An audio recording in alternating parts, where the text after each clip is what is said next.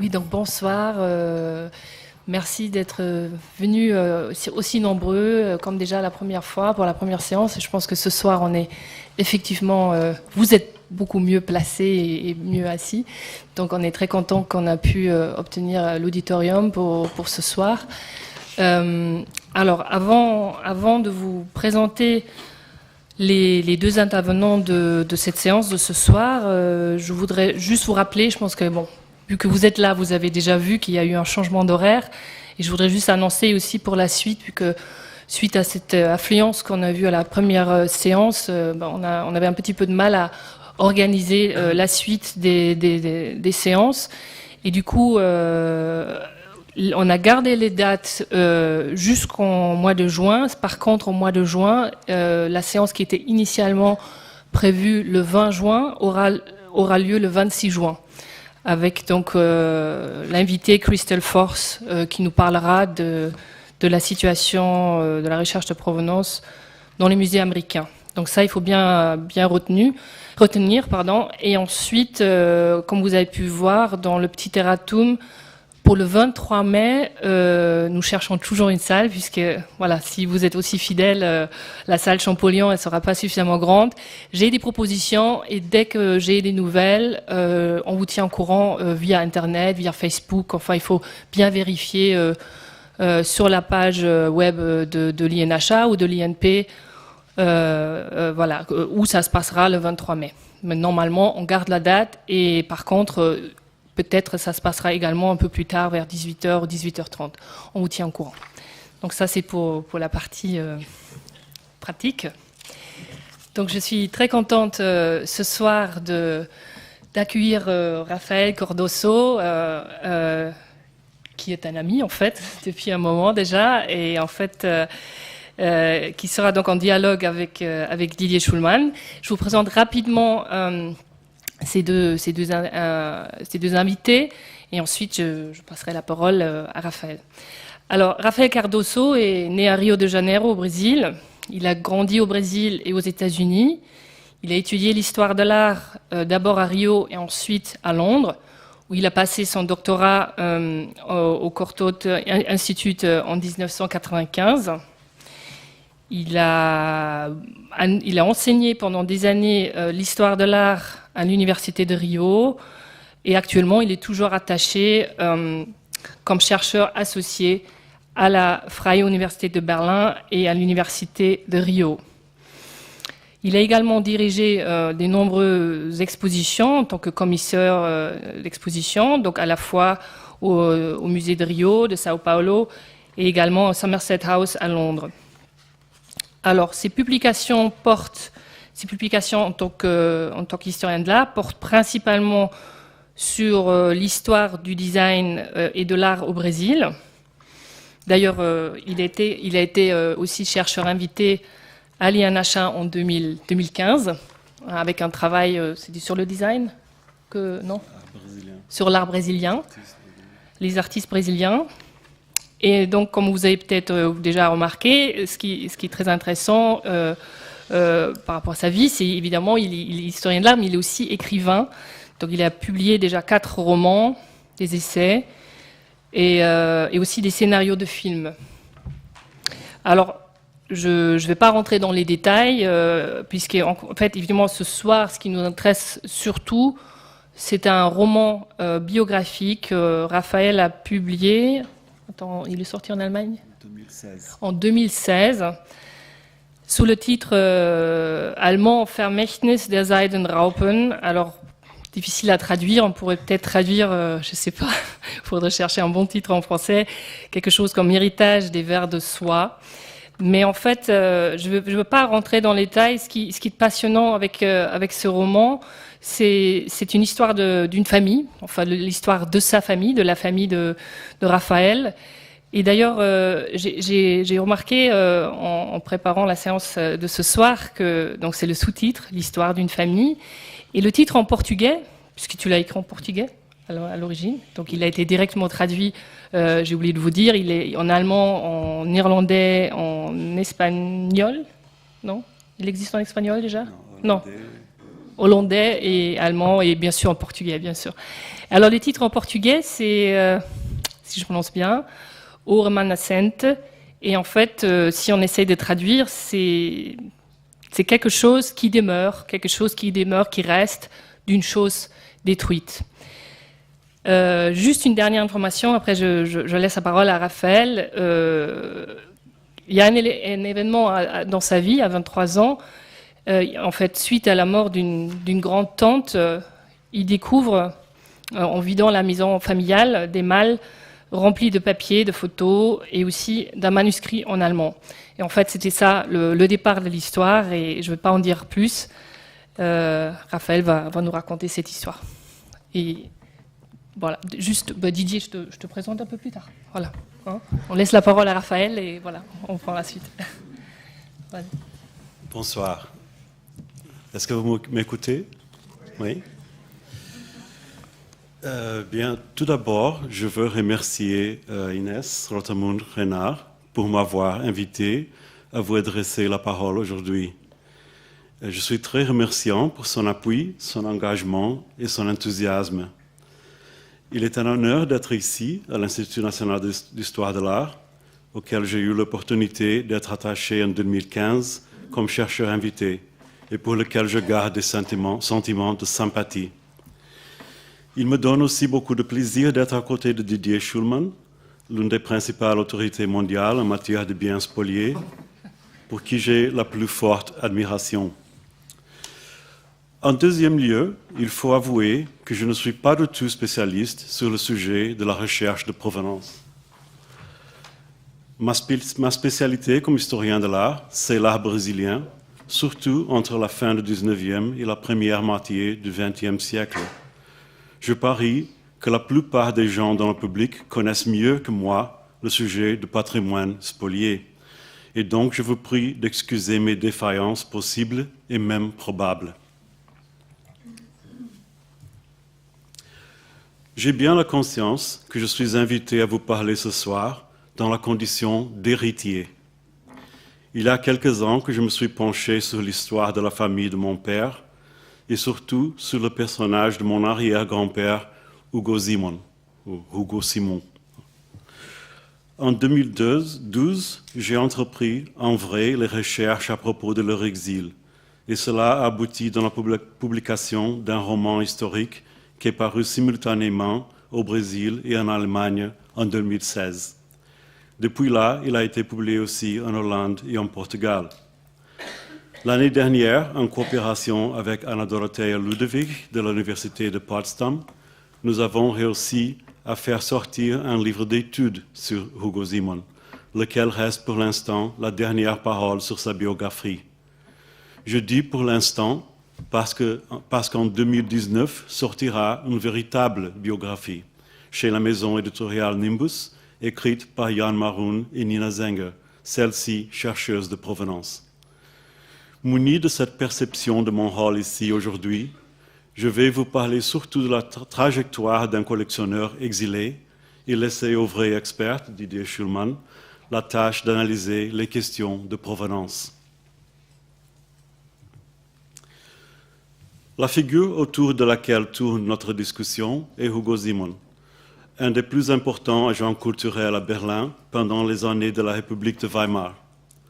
Banquier, activiste, mécène et collectionneur, il a exercé une influence singulière sur le milieu d'art contemporain et a contribué également aux discussions de politique, surtout à gauche.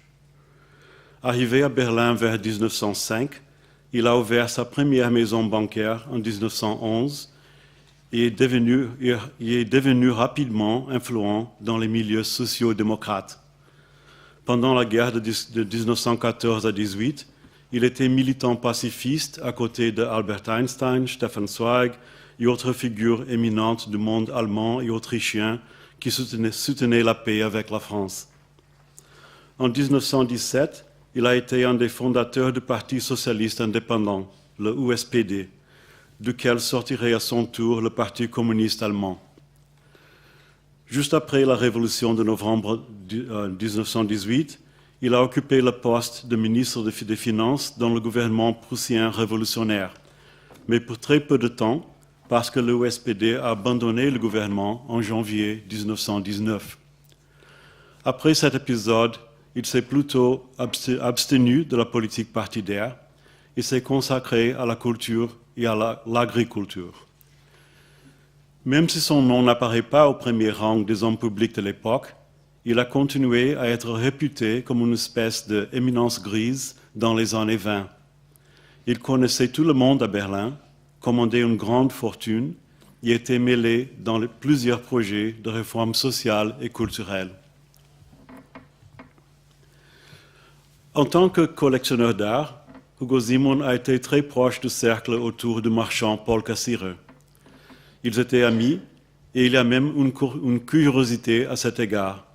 Cassirer a dirigé la réforme de la maison achetée par les Simon en 1924 dans le quartier berlinois de Tiergarten. C'est le seul projet d'architecture qu'il a réalisé dans sa vie. Comme d'autres collectionneurs dans cet entourage, Hugo Simon a ramassé quelques œuvres romantiques et impressionnistes. Il faut garder en tête que le milieu dont Cassirer était le plus brillant négociateur avait ses origines dans les mouvements de sécession.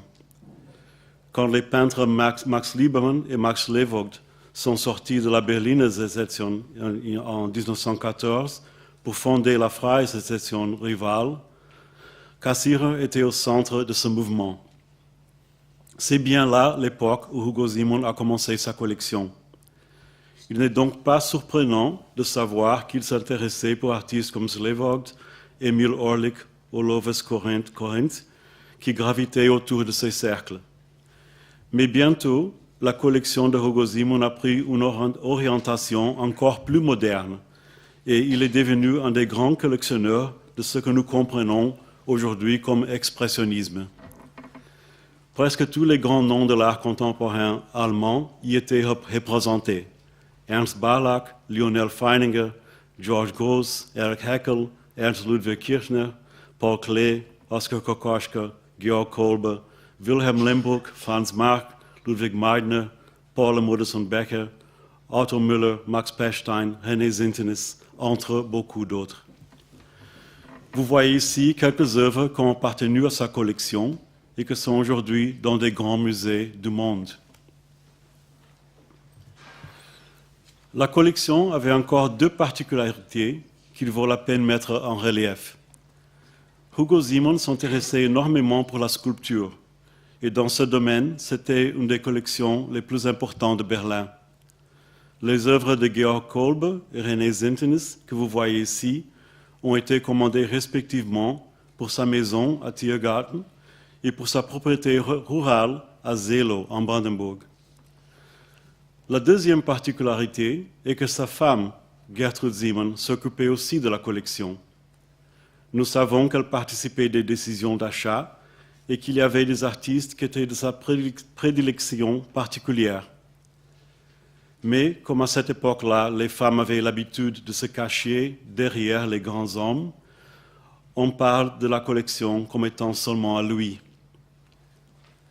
Dans la deuxième moitié des années 20, Hugo Simon est devenu encore plus influent dans le milieu artistique berlinois.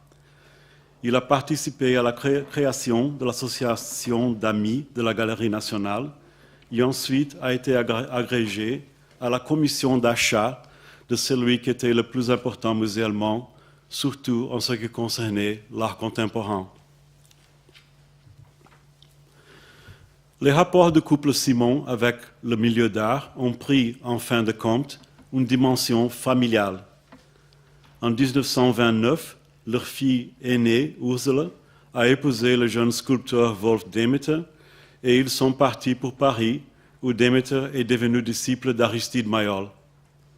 Quand Maillol a visité l'Allemagne en 1930, il était déjà accompagné par son élève, qui l'a guidé à Weimar et à Berlin, notamment en compagnie du diplomate, éditeur, collectionneur et dirigeant culturel Harry Graf Kessler, grand ami de Hugo Simon, qui a tout enregistré dans son journal, y compris un déjeuner festif offert en hommage à Maillol chez le couple Simon, dont nous avons déjà vu une image. Le petit-fils de Hugo Simon, mon père, fils de Wolf Demeter et Ursula Simon, est né à Paris en 1931. L'année suivante, la famille Demeter a déménagé vers le sud, où ils ont habité d'abord Villefranche-sur-Mer, plus tard une propriété de nom Villa Chiquita, près de Nice, laquelle a appartenu à l'éditeur Kurt Wolf, et pour fin dans les environs de Grasse. Le fait que leurs deux filles, leur beau-fils et leur petit-fils étaient déjà en France, a certainement influencé la décision du couple Simon de choisir Paris comme destin d'émigration. Comme juif et socialiste, Hugo Simon figurait sur le premier rang de personnes arrêtées par le régime nazi. À peine quelques jours après la loi du 24 mars 1933, qui a donné plein pouvoir à Hitler, les Simons ont quitté Berlin. Ils ont été admis en France le 28 mars et le 5 avril étaient déjà à Paris. 6 mois plus tard, en octobre 1933, tous les biens de Hugo Simon en Allemagne ont été confisqués par décret officiel. Il est présumable qu'il ait réussi à sortir des affaires du pays, y compris des œuvres d'art, pendant cette période. Mais il n'y a pas de piste de comment cela s'est passé. On sait seulement qu'une grande partie de sa collection a été transférée à Paris. En 1934, il a ouvert l'entreprise Hugo Simon Comptoir d'opérations sur valeur à l'adresse 6 rue d'Antin, s'occupant d'investissements, surtout pour des clients allemands exilés. On apprend pas mal de détails à propos des affaires de Hugo Simon à Paris en lisant les plusieurs rapports de la préfecture de police sur lui. Malgré le fait qu'ils ont été accueillis et dans certains cas même protégés par le gouvernement français, surtout à l'époque du Front populaire, les exilés allemands ont été aussi très soupçonnés et espionnés. Ce reportage dans le Petit Parisien, à droite, que mentionne Hugo Simon, donne bien le ton de méfiance qui était voué aux réfugiés, vus par beaucoup de gens comme des éléments dangereux. Pendant les premiers 3 ans à Paris, les activités de Hugo Simon se sont bornées aux affaires et à la participation dans les efforts pour appuyer la communauté toujours grandissante d'exilés allemands. Dès 1934, il a servi sur le comité d'assistance aux réfugiés, organisé sous le baron Robert de Rothschild, et aussi comme représentant allemand à la Caisse israélite des prêts. Avec l'aggravation de la situation politique, ces activités sont devenues plus militantes. Entre 1934 et 1937, Hugo Simon a subi une campagne de diffamation par la Gestapo qui a culminé avec son expulsion de la nationalité allemande en octobre 1937, sous la grave accusation d'être, j'ouvre des guillemets, un juif et capitaliste marxiste typique. Je ferme les guillemets. Environ ce moment-là, il s'est rapproché du mouvement pour établir un Volksfront, un front populaire allemand, à la tête duquel étaient des anciens compagnons comme Heinrich Mann, Willy Münzenberg et Georg Bernhard, éditeur-chef du Pariser Tagezeitung, le principal journal anti-nazi en allemand. Hugo Simon est devenu un des soutiens financiers de ce journal, et aussi d'autres organisations d'assistance à exilés et réfugiés, comme l'Association de protection aux écrivains allemands et la Fédération libre des artistes allemands. Persuadé par le critique d'art Paul Westheim, il a prêté une dizaine d'œuvres pour les expositions que ce dernier organisait pour faire face à l'exposition d'art dégénéré à Munich en 1937. À la fin, 2 expositions ont été réalisées. 20th Century German Art à Londres en juillet 1938 et Art allemand libre à Paris en novembre 1938, avec acheminement assez divers. Sous la direction de Herbert Reed, l'exposition de Londres a résulté moins politisée à gauche, l'exposition de Paris, organisée par Westheim et installée à la Maison de la Culture, s'est alignée clairement avec les milieux communistes. Notamment, Hugo Simon a prêté des œuvres aux deux expositions. Pour comprendre pourquoi il s'est décidé à vendre de plus en plus d'œuvres de sa collection à partir de 1937, il est important de réaliser les contraintes pécuniaires auxquelles il se confrontait. La vie de banquier de l'exil n'était certainement pas bon marché. Les premiers ans à Paris, le couple Simon a habité dans des hôtels. D'abord l'hôtel des Deux Mondes, avenue de l'Opéra, et après 1935, l'hôtel Westminster, rue de la Paix. Quand ils se sont finalement rendus compte que sitôt la rentrée à Berlin ne se donnerait pas, ils ont loué des appartements à Saint-Deux, rue de Grenelle, l'historique hôtel de Maillebois, où ils ont vécu entre mars 1937 et l'invasion de Paris en juin 1940. Le loyer annuel y montait à 18 000 francs, auquel s'ajoute la valeur de 10 000 francs par an pour les bureaux rue d'Antin. Dans cette photo à droite, prise dans l'appartement à rue de Grenelle, on voit sur les murs un autoportrait d'Otto Müller et les maisons rouges de Kirchner, deux tableaux dont nous irons parler davantage. Selon les rapports policiers, les affaires du comptoir d'opération sur valeur n'allaient pas du tout bien. Au début de 1938, les espions ont remarqué « Le volume des affaires traitées par Simon paraît diminuer depuis quelque temps et le nombre de ses employés, qui s'élevait à 12 il y a 6 mois, a été réduit depuis de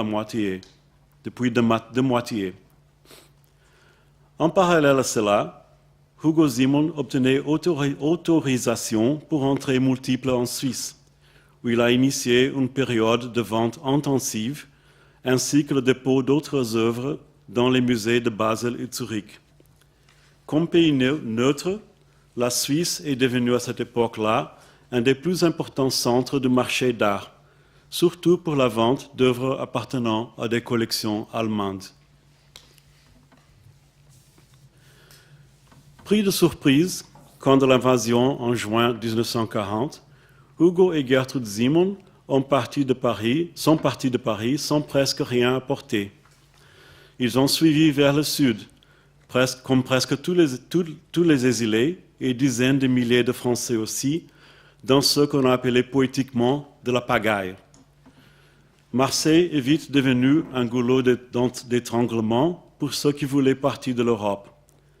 Comme principal port de passagers dans la zone libre et lieu de beaucoup d'agences et consulats étrangers, tout le monde s'y dirigeait, mais s'en sortir de là n'était pas du tout évident.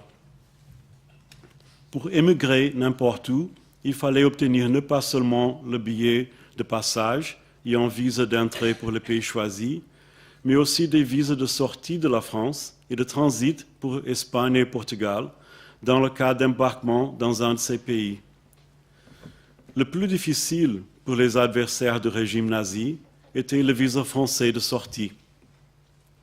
L'armistice du 22 juin 1940 stipulait que l'État français s'obligeait à livrer aux autorités allemandes toute personne qui était de leur intérêt, clause à laquelle Vichy s'est conformé avec presque un excès de zèle. Hugo et Gertrude Simon, par exemple, ont réussi à obtenir des visas pour les États-Unis, mais sans nationalité et aucune chance d'obtenir le visa de sortie, ils n'ont pas pu les utiliser. À la fin de 6 mois à Marseille, jouant à la cachette avec les gendarmes, ils ont réussi à s'en sortir de façon clandestine, avec des passeports faux de nationalité tchèque et sous les noms de guerre Hubert et Garina Studenic. Ils ont traversé la frontière de l'Espagne et embarqué pour le Brésil en février 1941. Le restant de la famille, les 2 filles, beaux-fils, petits-fils, sont sortis avec des papiers français faux, fournis par des amis de Wolf Demeter, qui s'étaient joints au mouvement naissant de résistance et sont aussi embarqués pour le Brésil. Pendant tout ça, à Paris, le pillage avait commencé. Le ERR, le groupe de travail spécial chargé de la spoliation des biens culturels, a confisqué ce qu'il voulait de l'appartement à rue de Grenelle et de bureaux à rue d'Antin. Entre 15 et 16 octobre 1941, 6 caisses d'objets appartenant à Hugo Simon, tableaux, sculptures, meubles, tapis, livres, ont été sortis du dépôt au jour de Paume et expédiés vers l'Allemagne. Au Brésil, la situation du couple Simon était encore de danger. Le gouvernement Vargas avait mis en place des directives pour empêcher l'entrée de ce qu'ils appelaient étrangers indésirables, c'est-à-dire surtout des juifs et gens de gauche. Avec ces papiers faux, Hugo et Gertrude Simon ont réussi à rentrer dans le pays, mais 6 mois plus tard ont reçu ordre de quitter le territoire brésilien. Sans passeport valable et sans pouvoir prouver leur identité, ils se sont décidés à disparaître dans l'intérieur du pays et vivre dans la clandestinité. D'abord, ils ont habité à Penedo, 3 heures à l'ouest de Rio, sur le chemin vers São Paulo, où Hugo Simon a administré une ferme produisant extraits de plantes médicinales pour la compagnie suisse Gaggi. Face à une nouvelle menace d'être dénoncés, ils ont dû quitter Penedo pour la ville de Barbacena, dans les montagnes de Minas Gerais, où ils sont restés entre 1943 et 1945. Là-bas, Hugo Simon s'est occupé de l'élevage de vers à soie et a tenté d'écrire un roman autobiographique. Pour une coïncidence assez bizarre, l'écrivain Georges Bernanos était aussi exilé à Barbacena, et malgré leurs différences politiques, les deux sont devenus amis. Pendant cet exil dans l'exil, presque le seul contact du couple avec son ancienne vie était par des amis réfugiés, comme le journaliste Ernst Feder, qui avait fait le même parcours de Berlin à Paris, à Rio. Après la fin de la guerre, Hugo Simon a tout de suite initié des procédures de restitution des biens spoliés. La première demande aux autorités françaises date du 1er juin 1945 et il a continué à adresser des pétitions et même à déposer des réclamations judiciaires dans les années suivantes, malheureusement avec peu d'effet. Le procès n'était pas facile. Sans aucun document ou papier, le couple Simon a été obligé à rétablir son identité, ce qu'ils ont essayé de faire au moyen de lettres d'amis comme Albert Einstein et Thomas Mann. Sans passeport et sans argent, ils ne pouvaient pas se déplacer en Europe et toutes les formalités devaient être faites par intermédiaires. Dans ces lettres à organisations comme la Direction des domaines, l'Office des biens et intérêts privés et la Commission de récupération artistique, Hugo Simon s'est utilisé de plusieurs adresses et représentants, parmi lesquels son ami Ernst Feder, le monastère de São Benoît à Rio et la légation de Tchécoslovaquie aussi à Rio, ce qui indique un peu la difficulté de ces échanges.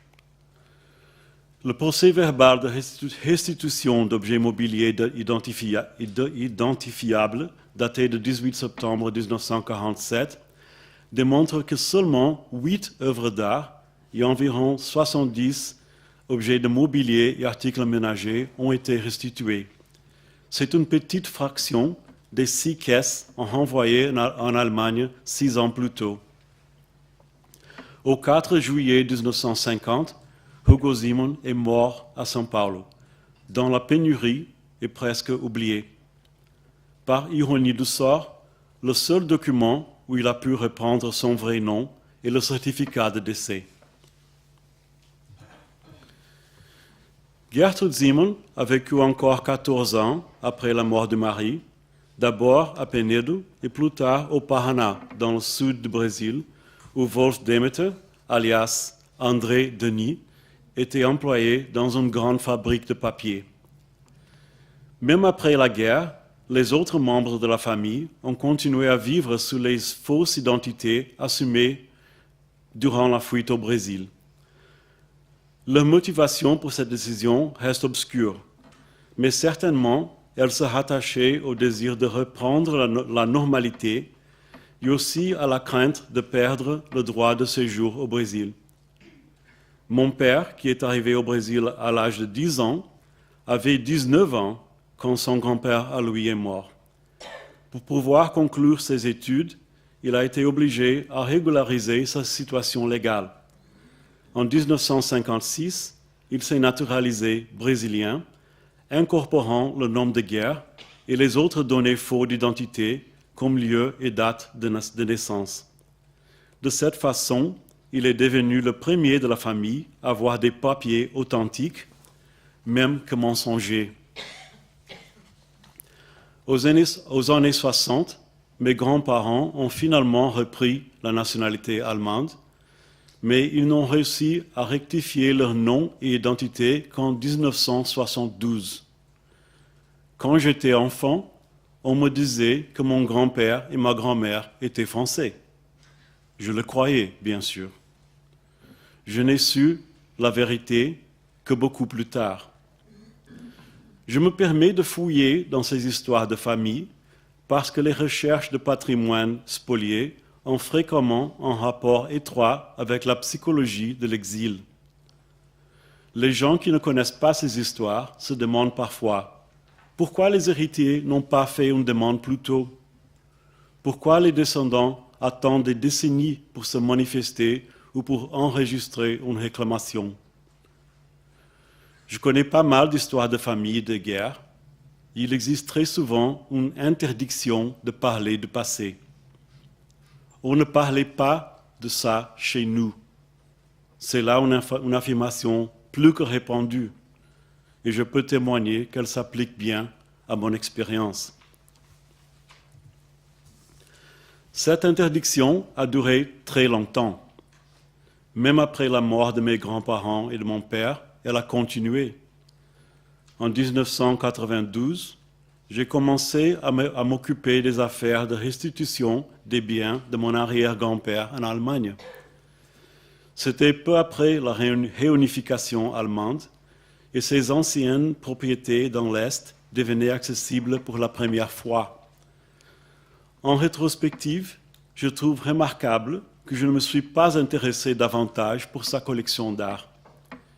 C'était précisément le moment où je commençais mon doctorat en histoire de l'art. Au Courtauld Institute à Londres, où je poursuivais mes études, il y avait une grande spécialiste en expressionnisme allemand. Je n'ai jamais parlé à ce sujet avec elle. À vrai dire, je crois que je ne voulais pas en savoir plus. Il faut du courage pour désirer l'interdit. Si on n'ambitionne pas, on ne peut pas être déçu. Il a fallu encore du temps pour que nous prenions courage, moi, mon frère, ma mère, les derniers ayant droit. Aux années 2000, nous avons entrepris les premiers efforts à revendiquer des œuvres d'art.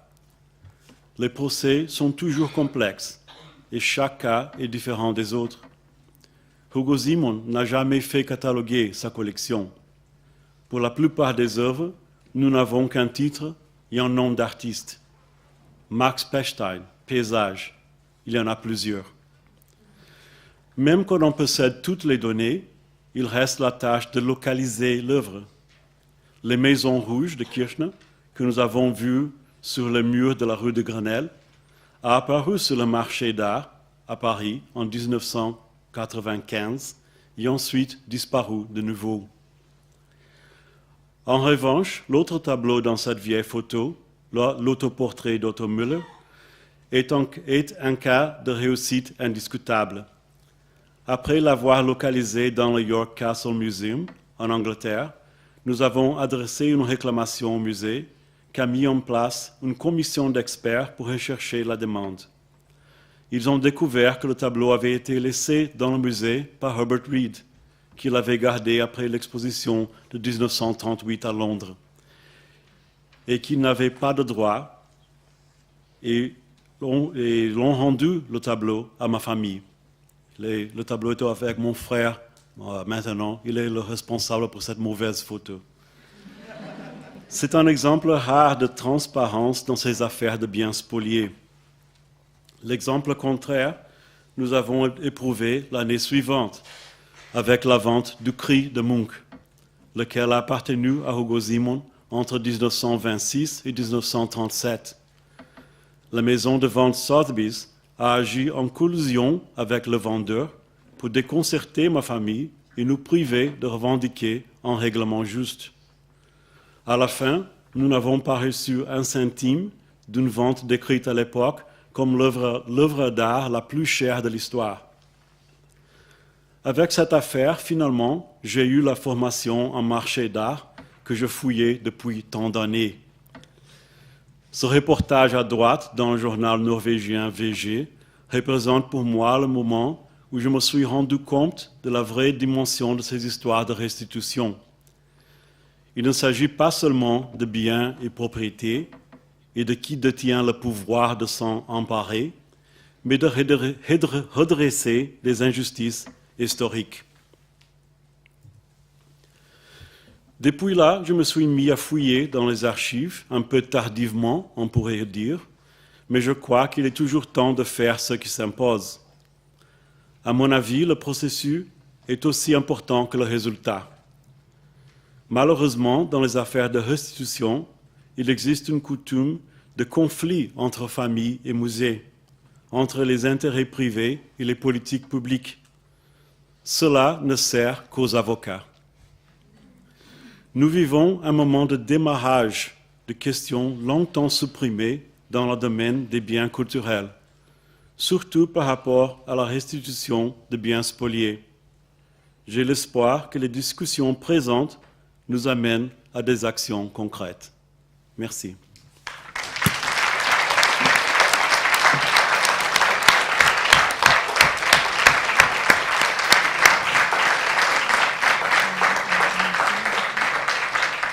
J'ai mis 25 slides, ça fait... On permet quelques questions là, peut-être directement, ou tu préfères...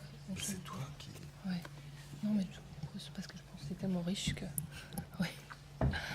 Oui, merci beaucoup Raphaël pour ce récit si complexe et si riche. Et je pense qu'il a vraiment permis à donner une image à cet homme extraordinaire qui fut ton arrière-grand-père Hugo Simon.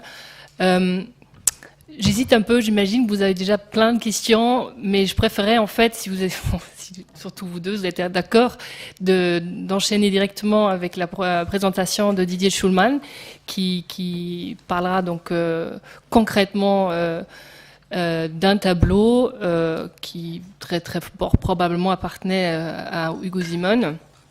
Et donc je vous présente et donc après on aura certainement beaucoup de temps pour des discussions. Donc si vous avez des questions vraiment par rapport à la vie de Hugo Simon et tout ce qu'il a dit Raphaël, notez-les dans votre tête ou sur un bout de papier et on aura le temps d'en discuter plus tard.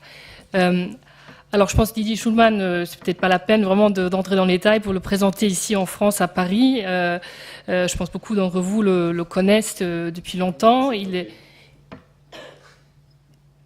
est conservateur général au musée... C'est quoi? C'est pas votre PowerPoint. Bah, tu as le temps de changer, le temps que je te présente. Conservateur général au Musée national d'art moderne au Centre Pompidou. Il est chef de service de la bibliothèque Kandinsky. Bon, je ne rentrerai pas en détail, je ne présenterai pas en détail les nombreuses publications qu'il a dirigé, qu'il a publié, les expos. Simplement, peut-être quelques dates clés qui sont importantes pour nous. Donc, il était membre de la mission Matteoli. Donc, cette mission d'études sur la spoliation des Juifs de France, qui a été initiée en 1997. Donc, c'est une mission à étudier les conditions dans lesquelles des biens immobiliers et mobiliers appartenant aux Juifs de France ont été confisqués ou acquis par fraude, violence ou vol, tant par l'occupant que par les autorités des Vichy entre 1940 et 1944. Je pense que la plupart d'entre vous connaissent. Donc il y a nombre de rapports qui ont été écrits suite à cette enquête.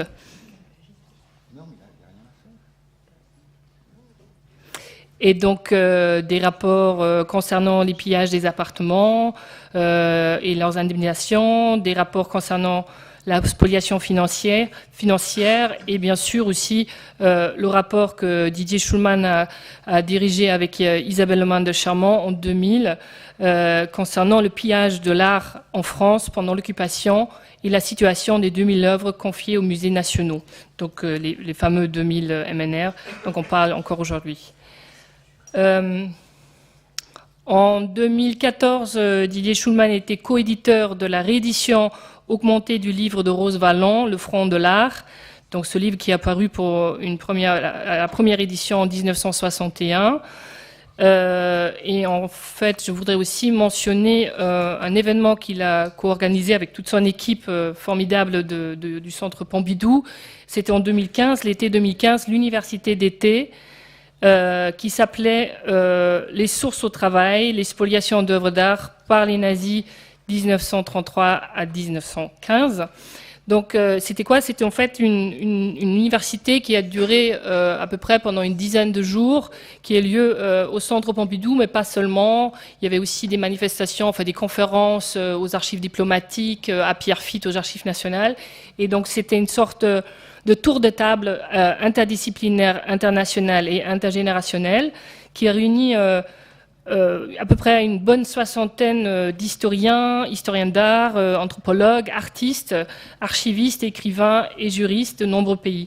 Donc c'était vraiment une expérience assez exceptionnelle puisque, bon, d'habitude, par rapport à ce genre de sujet, on entend souvent soit les historiens de l'art, soit les historiens qui occupent un peu le terrain. Et cette expérience-là de aussi entendre la voix ou les créations des artistes qui se confrontent, qui se frottent à ces questions, c'était vraiment exceptionnel.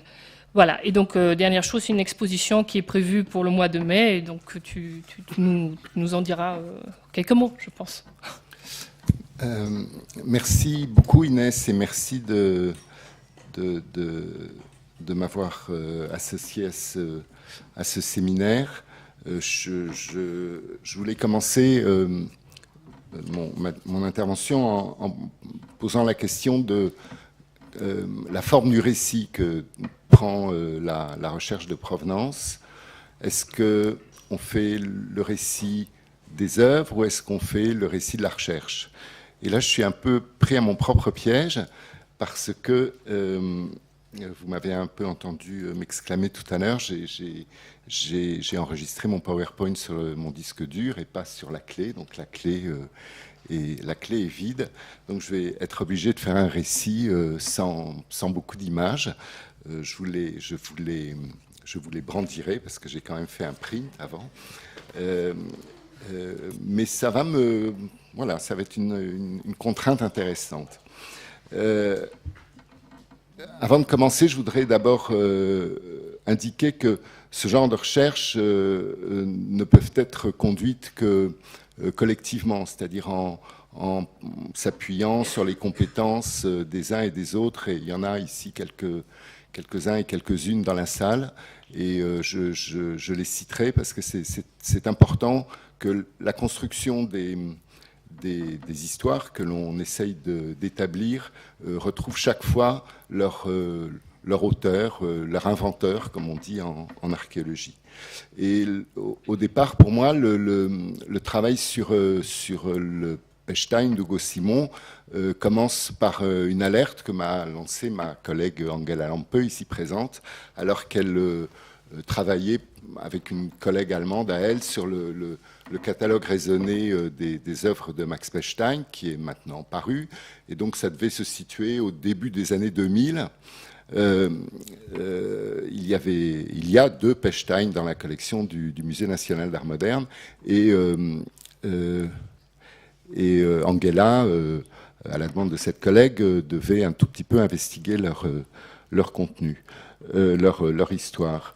Et il est très vite apparu, est-ce que j'ai quand même l'image là-dessus ou pas? Non, je ne l'ai pas, zut. Il est très vite apparu que un de nos 2 Pechstein, donc qui porte le numéro AM 4364P, disposait d'un... C'est vraiment dommage, hein, je suis vraiment désolé, je vous l'enverrai si vous me le demandez. Portait sur sa fiche signalétique deux mentions qui étaient intéressantes, qui, d'une part, qu'il a été exposé à l'exposition d'art allemand de Londres, avec le numéro 13, et qu'il appartenait alors à Hugo Simon. C'était donc une transcription. Le tableau, à l'époque où Anguella accomplissait cette recherche, le tableau n'était pas au Centre Pompidou, il était en dépôt, où il est toujours d'ailleurs, au Musée des Beaux-Arts de Nancy. Et donc Anguella me dit, mais Hugo Simon, ça ne te dit rien. Et évidemment, ça me disait des choses, puisque dans les années qui précédaient, c'est-à-dire 10 ans auparavant, j'avais été amené à ouvrir le dossier à voir le dossier de Hugo Simon à la commission dans les archives du ministère des Affaires étrangères, les papiers de la commission de récupération artistique. J'essaye de rabouter mon discours avec le peu d'images dont je dispose. Voici donc cette peinture de Pechstein qu'on a appelé Paysage, qui est un tableau qui est signé en bas à droite par le monogramme de Pechstein et qui est daté de 1912. Donc cette relation à Hugo Simon qui n'était pour nous attestée que par cette note sur la fiche Bristol du tableau, renvoyait pour moi à la liste des œuvres saisies par le RR au domicile de Hugo Simon, 102 rue de Grenelle, telle qu'elle est conservée dans les archives du ministère des Affaires étrangères, où en effet apparaît un certain nombre de tableaux de Pechstein.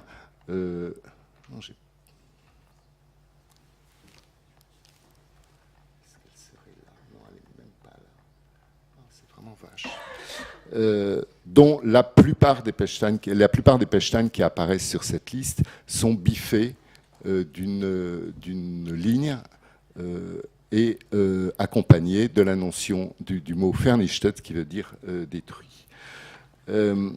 L'autre document qui était en lien exact avec cette liste de saisies par le RR était une demande, une déclaration de spoliation de ces œuvres, introduite par Hugo Simon en novembre 1946, depuis Rio de Janeiro, et adressée à la commission de récupération artistique, qui détaillait autant que faire se pouvait le contenu de sa collection, tel que Raphaël l'a raconté tout à l'heure, c'est-à-dire avec peu d'éléments, sans doute beaucoup de mémoire, et au chapitre des œuvres expressionnistes, la mention qui figure dans le dossier qui est conservé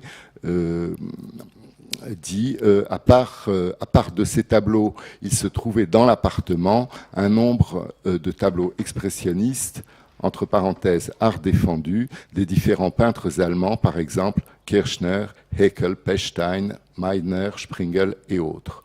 C'était la seule, alors que quand on rentre plus profondément dans le contenu de la collection de Hugo Simon, on se rend compte que c'était un ensemble extrêmement important. Je fais d'ailleurs une petite parenthèse, puisque on est dans le récit. Inès, il y a quelques années, m'a fait découvrir le roman de Feuchtwanger, Exil, et il y a qui est un gros roman qui est assez indigeste, il faut quand même le dire, mais mais qui est vraiment intéressant, que Feuchtwanger a rédigé juste après Le Diable en France, peu après donc son arrivée aux États-Unis, et il dit à un moment, il y a un des personnages du roman qui dit: vous vous rendez compte, il n'y a jamais eu autant de tableaux, et ça se passe à Paris, je ne sais pas moi, en 34, 35, peut-être 36. Il dit: il n'y a jamais eu autant de tableaux expressionnistes allemands à Paris qu'il n'y en a en ce moment, parce qu'évidemment, tous les grands collectionneurs de tableaux expressionnistes étaient venus avec une grande partie de leur collection, alors que c'était sans doute des œuvres qui étaient assez peu présentes chez les collectionneurs et les marchands parisiens. Je ne parle pas des musées. Dans la foulée de cette alerte que m'avait lancée Angela, on a demandé donc au musée de Nancy de nous faire des photographies du dos du tableau. Et là, heureusement, je crois que j'ai l'image.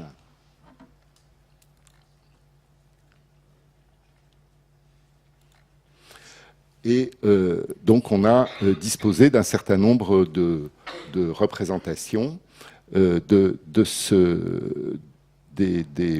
des étiquettes qui figuraient au dos du tableau. Et en effet, vous voyez ici, en bas à droite, une exposition d'art allemand à Londres pour ce numéro 13, donc qui a été très scrupuleusement transcrite sur la fiche Bristol. Et ici, l'étiquette, donc ça c'était l'étiquette du transporteur, Robineau, bien connu. Et à gauche, l'étiquette de l'organisateur de l'exposition, donc la New Burlington Gallery, qui indique en anglais le titre de l'œuvre, Landscape with a Woman, artiste Max Pechstein, owner Hugo Simon, Paris.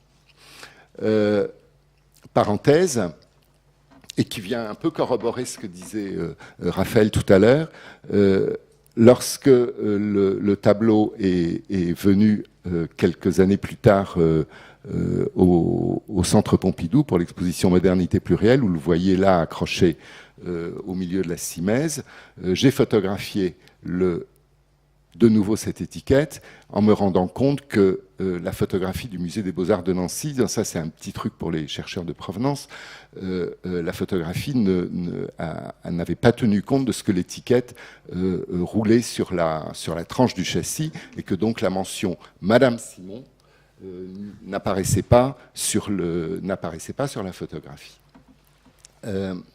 Cette exposition d'art allemand, en voilà les publications.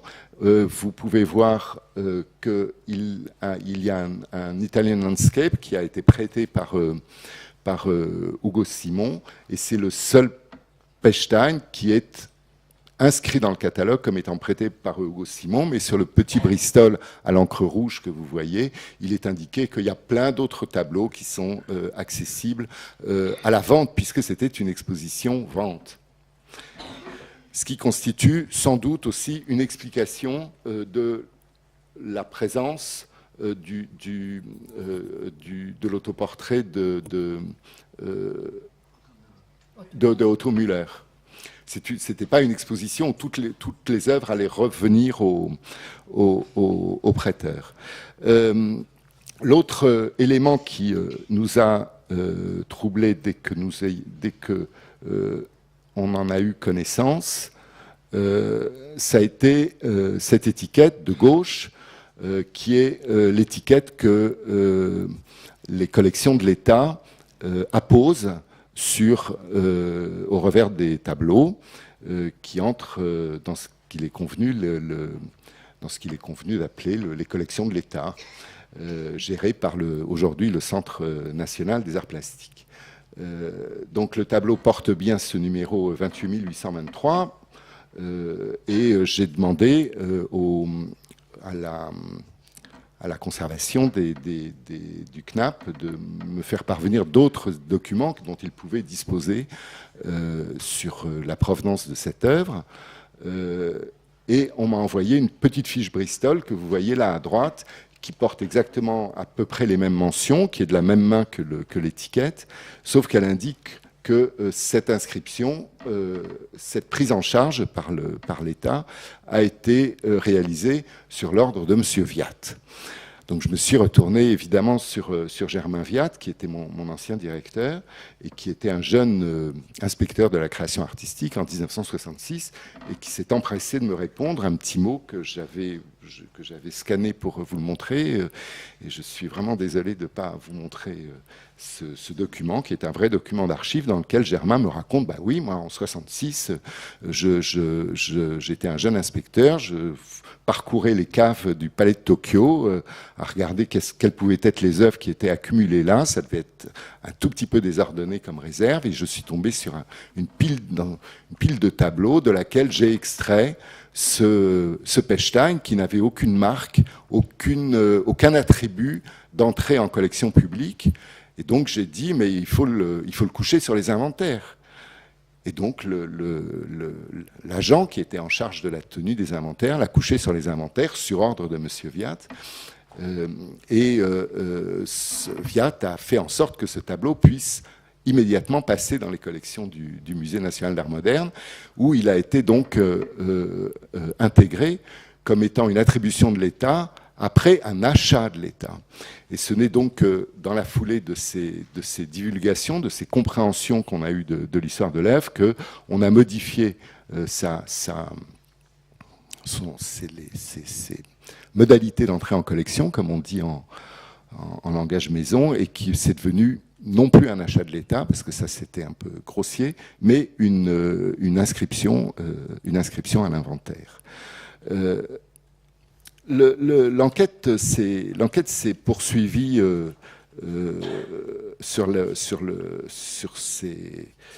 dans cette foulée, et on a ensuite cherché après à comprendre ce qui avait bien pu se passer si le tableau avait pu figurer, comment le tableau avait pu revenir, si le tableau avait bien figuré à Londres et comment il avait pu en revenir. Et là, je dois dire que c'est Inès qui m'a apporté beaucoup d'éléments nouveaux grâce à parce qu'on n'a pas présenté peut-être assez Inès. Voilà, Inès a entrepris des recherches très importantes et assez rares dans un endroit que peu d'entre nous fréquentent, qui sont les archives spéciales de Moscou, les Sonderarchiv de Moscou, dans le cadre de sa thèse sur Paul Westheim. Donc, comme vous l'indiquez tout à l'heure, Raphaël Cardozo, Paul Westheim a été un des organisateurs de cette exposition de Londres. Paul Westheim a vu ces papiers, ces archives, saisis par les nazis dès leur arrivée à Paris. Comme beaucoup d'archives transférées par les nazis à Berlin, elles ont ensuite été prises par les soviétiques et transférées à Moscou, où elles sont toujours. Où elles sont toujours, et où nous avons pu les voir. D'ailleurs, en 2011, lorsque Inès a organisé un formidable colloque. Il y a deux documents qui sont absolument importants pour notre affaire Pechstein dans ces archives, dont Inès m'avait remis des photocopies, qui est la liste des tableaux de Hugo Simon qui ont figuré dans l'exposition de Londres, et au sein desquels on peut en effet, c'est le premier document vers le bas, où Pechstein est cité, où on peut en effet imaginer que notre tableau en fait partie. Et puis ensuite, on retrouve aussi d'autres similitudes de titres, en tout cas, dans la liste de la page de droite.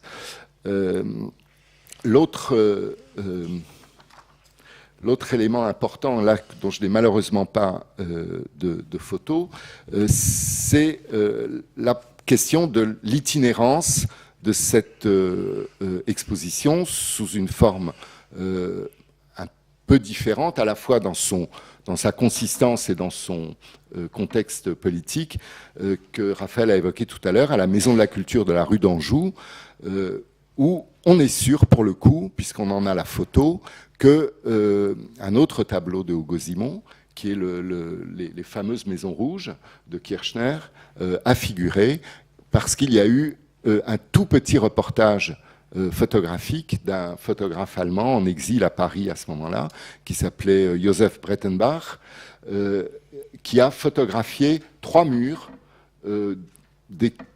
peut-être 5 ou 6 murs de cette exposition, et par chance, il y a une photo du Kirchner. C'est très important, la photo du Kirchner, parce que ça veut dire qu'on sait qu'il est revenu à Paris. C'est un fil auquel on a très envie de rattacher le Pechstein, évidemment. Ce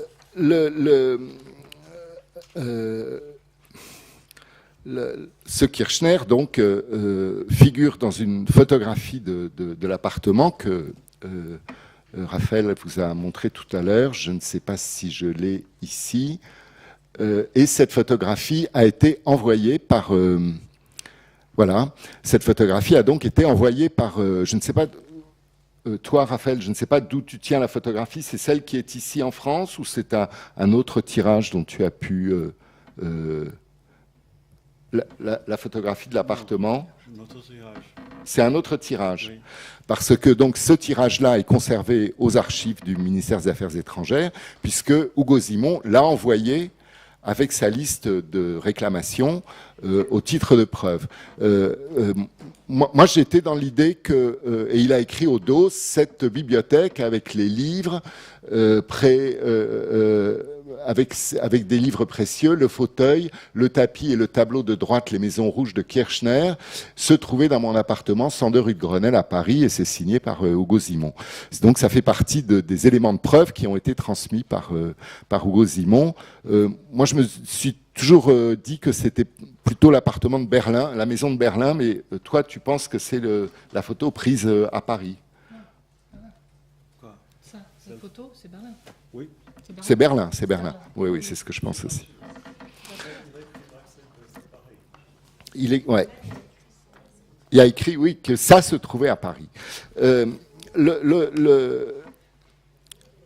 En conséquence de cette spoliation, les œuvres de la collection de Simon arrivent au Jeu de Paume. Et elles sont mentionnées dans une transcription tapuscrite que Rosvalan opère à partir des petites notes qu'elle faisait au jour le jour au Jeu de Paume, et qui, remoulinés, revisités, resynthétisés, constitueront petit à petit... beaucoup plus tard, après la guerre évidemment, en 61, la matière du front de l'art.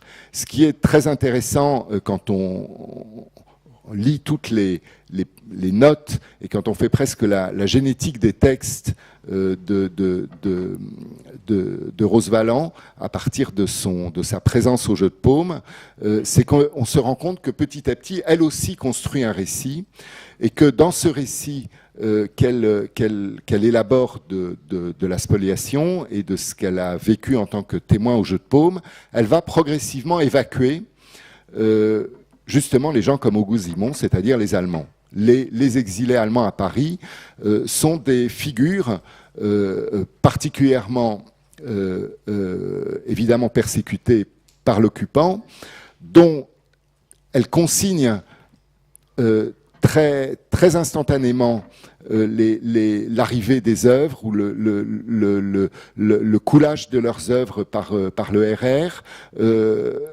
mais dont progressivement dans ces compilations, et y compris dans les fameux carnets de Rosvalan qu'a publié Dagen et Emmanuel Pollack il y a quelques années, elle exclut de l'explication du récit de la spoliation. Et c'est une des raisons pour lesquelles, je pense, lorsque le travail a été fait, a été entamé sur les spoliations à Paris, où on s'est beaucoup fondé sur le témoignage de Rosvalan tel qu'il était restitué dans le Front de l'Art, on a beaucoup négligé la question des exilés allemands à Paris, qui ont été des victimes centrales au même titre que les marchands juifs français. Un autre élément que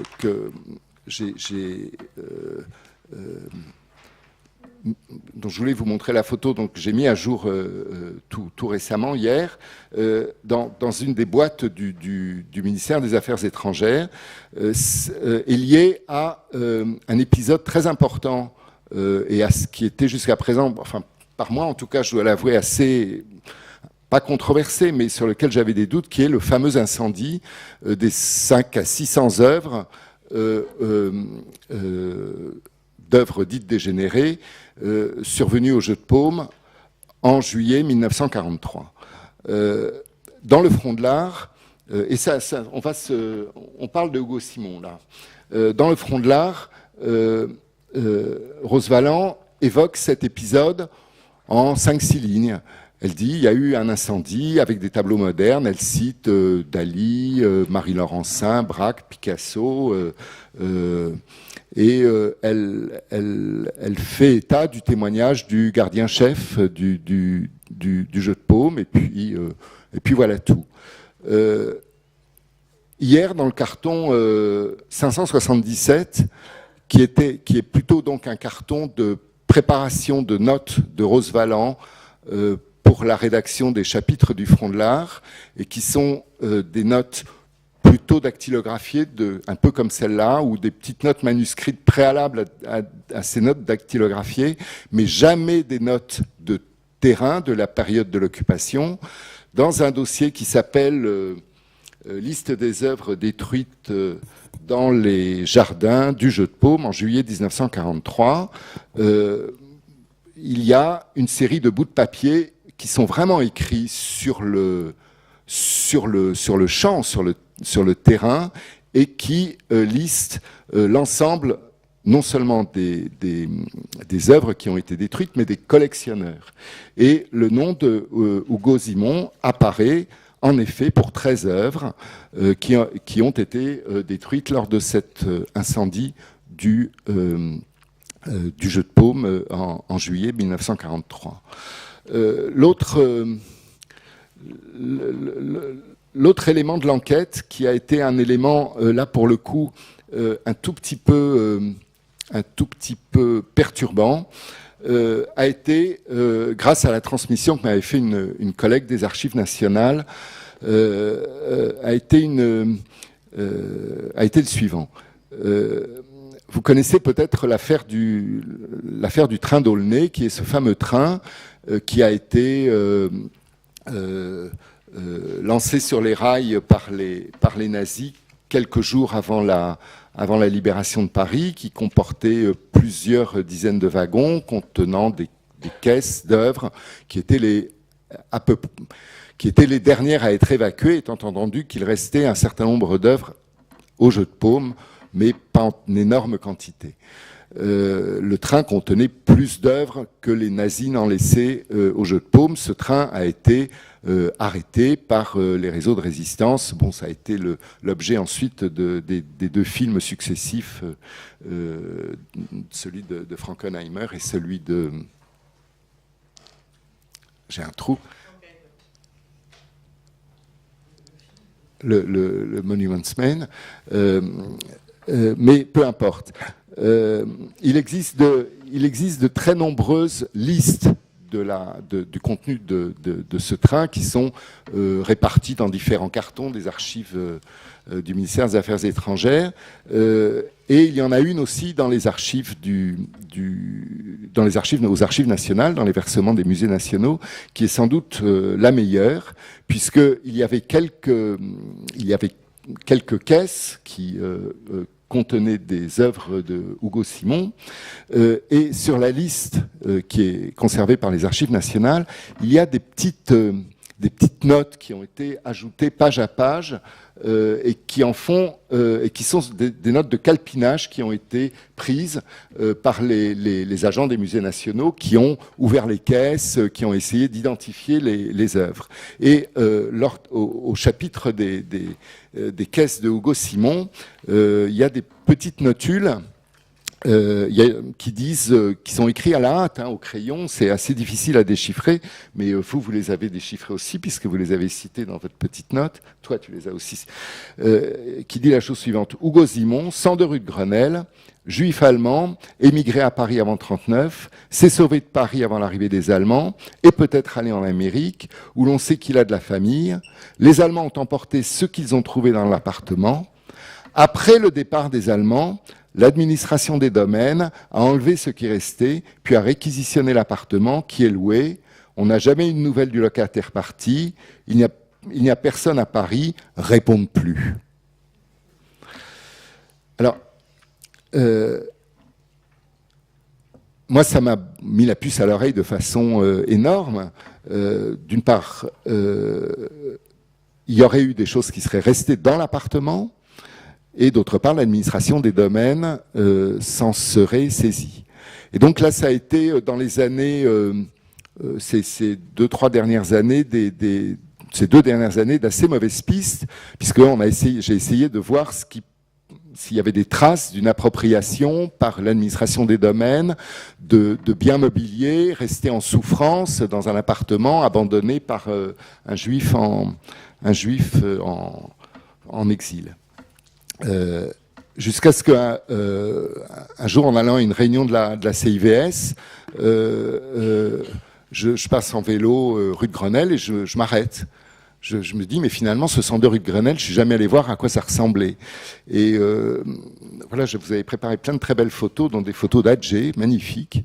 Le 102 rue de Grenelle, quand on arrive à pousser la porte cochère, ce qui n'est pas facile parce qu'elle est souvent fermée, mais là c'était tôt le matin et le gardien sortait les poubelles, c'est une splendeur, c'est un des plus jolis hôtels particuliers du Faubourg, c'est un bâtiment, très joli cour et un très joli bâtiment directoire dans le fond. Il semble que Hugo Simon habitait dans les bâtiments plus récents, bâtis en front à rue, autour du Porche, mais j'en suis pas si sûr. Et donc je me suis dit, mais ce bâtiment, il appartenait bien à quelqu'un. Et donc une rapide recherche sur Internet, dans des trucs historiques du Vieux Paris, me fait découvrir que c'était la Banque de l'Algérie qui possédait ce bâtiment. Et donc je me suis dit, la Banque de l'Algérie, j'ai demandé à la Banque de France, est-ce que vous avez les archives de la Banque de l'Algérie? Et on dit, non, les archives de la Banque de l'Algérie sont aux Archives nationales de la France d'Outre-mer, à Aix-en-Provence. Mais on a quelques dossiers, des dossiers contentieux. J'ai dit, bon, pourquoi vous avez des dossiers contentieux? Il me dit, bah oui, parce que la Banque de France sert la retraite des anciens agents de la Banque de l'Algérie, et donc il faut pouvoir faire... il faut suivre les dossiers contentieux. Il y a des dossiers actifs qui peuvent alimenter la caisse de retraite des agents de la Banque de l'Algérie. Donc on a quelques dossiers et je leur explique mon affaire. Et ils m'ont envoyé un petit dossier d'une 15aine de pages que j'ai instantanément fait passer à Raphaël. En fait, c'est pas mal de devoir raconter sans avoir d'image. Il faut que j'accélère. Oui, je pense, si on veut avoir le temps pour la discussion, s'il te plaît. Donc il m'a envoyé un petit dossier duquel il ressortait que en 1944, 45, 46, il y a un officier français qui s'appelle Monsieur Kahn qui se voit qui obtient la réquisition de l'appartement de Hugo Simon au 102 rue de Grenelle et qui se plaint à son bailleur, c'est une réquisition donc d'un officier qui est en poste à Paris et auquel on cherche à attribuer un logement. Il se plaint de ce qu'il est encombré par le mobilier de Hugo Simon et qu'il aimerait bien que la banque le reprenne et l'en débarrasse parce qu'il a beaucoup de mal à installer son propre mobilier avec tous ces meubles de Hugo Simon. Donc le dossier a une 15aine de pages. Il y a des inventaires de meubles qui sont établis par la banque, qui sont joints au dossier. C'est du mobilier meublant, qui a l'air d'être du mobilier de qualité. Moi, je suis assez nul en meubles, donc je n'en parle pas. Moi, je me suis surtout intéressé à ce qu'il y avait comme tableau. Et il y a dans la liste, qui est une liste de 1948, une mention, un grand tableau encadré, entre parenthèses, Red House. Voilà, c'est le Kirchner, on peut en être sûr. Bon, ce que sont les 3 autres tableaux, on n'en sait rien. Donc je suis parti à Aix, aux archives nationales de la France d'outre-mer, voir les 22 kilomètres d'archives de la Banque de l'Algérie. Et je dois dire qu'il n'y a pas grand monde qui regarde les archives de la Banque de l'Algérie, qui n'ont pas d'instruments de recherche. En tout cas, enfin, c'est des cahiers photocopiés des agents qui, après la liquidation de la banque, au milieu des années 60, ont pris en charge cette immense archive qui n'a pas du tout été épurée, enfin qui est vraiment dans son jus, qui est un récit de la France coloniale, comme je vous conseille d'aller en prendre connaissance. C'est vraiment là, il y a des thèses et des thèses sur l'histoire de la colonisation de l'Algérie à faire à travers cette archive, c'est saisissant. J'ai eu beaucoup de mal à trouver un chemin dans ces archives, et finalement, parce que j'arrivais à rien trouver, et finalement j'ai trouvé une source qui était le chrono du courrier départ du service du contentieux. Bon, le directeur du service du contentieux de la Banque d'Algérie, il signe 40 à 50 lettres par jour, mais bon, qui traite surtout de problèmes avec des agences en Algérie. Mais il s'occupe aussi des affaires mobilières de l'agence, du siège, puisque le siège de la Banque de l'Algérie, c'est aujourd'hui la Maison de l'Amérique latine. Bah oui. Et que cette parcelle qui va de la Maison de l'Amérique latine jusqu'à la rue de Grenelle, au 102 rue de Grenelle, c'est la propriété parisienne de la Banque de l'Algérie, et que... Bon, enfin, aller fouiller les archives de la Banque de l'Algérie, c'est quelque chose de saisissant à la fois sur le plan de la psychologie du personnel de la gouvernance de cette banque, que sur sa façon de gérer ses affaires immobilières. Ce qu'on comprend très vite, c'est que la Banque de l'Algérie considère que Hugo Simon, en quelque sorte, est parti à la cloche de bois, et qu'il a un arriéré de loyer. Et que donc il faut nantir le mobilier qui reste sur place, parce que bah voilà, et même à un moment la Banque de l'Algérie est très énervée parce que il y a une circulaire, pas un décret, mais une ordonnance du gouvernement de la République juste après la libération, qui exempte en quelque sorte les Juifs qui ont été obligés de fuir de leur arriéré de loyer, ce qui est assez normal. Donc ils sont embêtés. Et puis à un moment, il y a une délibération de l'Assemblée générale des Nations Unies, je crois dans une de ses premières réunions à San Francisco, qui oblige l'Allemagne à rétablir dans leur citoyenneté allemande les Juifs déchus de leur nationalité allemande, et de les rétablir à la date à laquelle ils ont été déchus. Et donc la Banque de l'Algérie, le service du contentieux de la Banque de l'Algérie, écrit à l'avocat qui représentait les intérêts de Hugo Simon à Paris: ah ben voilà, votre client n'était plus français, donc il n'est pas du tout soumis aux ordonnances du gouvernement rétabli de la République. Il nous doit vraiment 4 ans de loyer. Et donc le mobilier va être comme ça nanti, d'abord dans des pièces qui sont attenantes à l'appartement qui a été réquisitionné par cet officier Kahn, et puis ensuite il va être sorti visiblement du 102 rue de Grenelle et installé plutôt dans des dépendances de ce qui est aujourd'hui la Maison de l'Amérique latine. Et on sent au fil des ans qu'il il est progressivement absorbé par le service du mobilier de la Banque de l'Algérie, qui a quand même un immense hôtel particulier à gérer, voilà, et que ça va servir à la décoration et à l'utilisation de l'appartement de fonction du gouverneur, l'appartement de fonction du secrétaire général vont accueillir des meubles de Hugo Simon. Et j'en ai eu la preuve, non pas à Aix aux archives de la Banque de l'Algérie, mais dans la partie contentieux, où je suis retourné après être allé à Aix, aux archives de la Banque de France, là donc tout près d'ici, où on m'a sorti finalement le dossier de liquidation des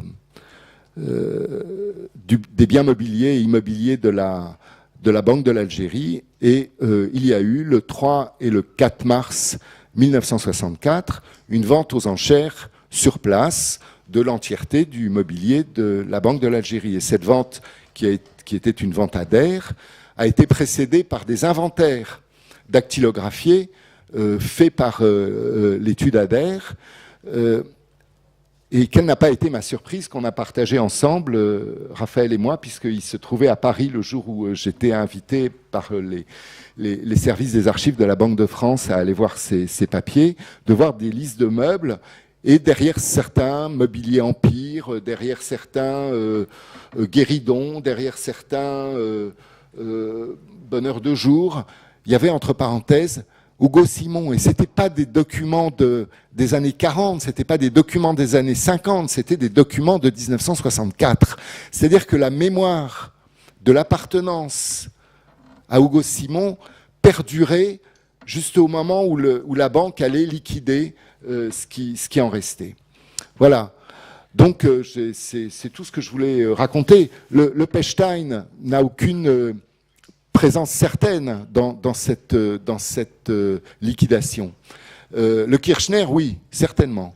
Et sa présence sur le marché de l'art parisien en 1995, comme dirait Frantz Fanon, doit nous faire tendre l'oreille. Merci beaucoup, Didier.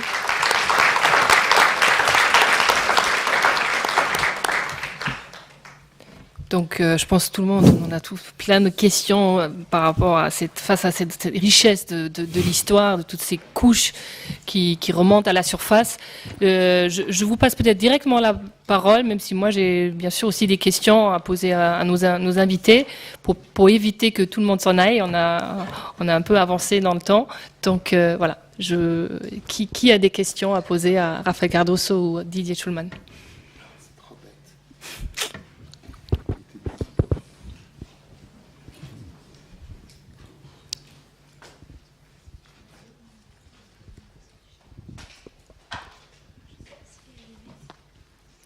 Allô?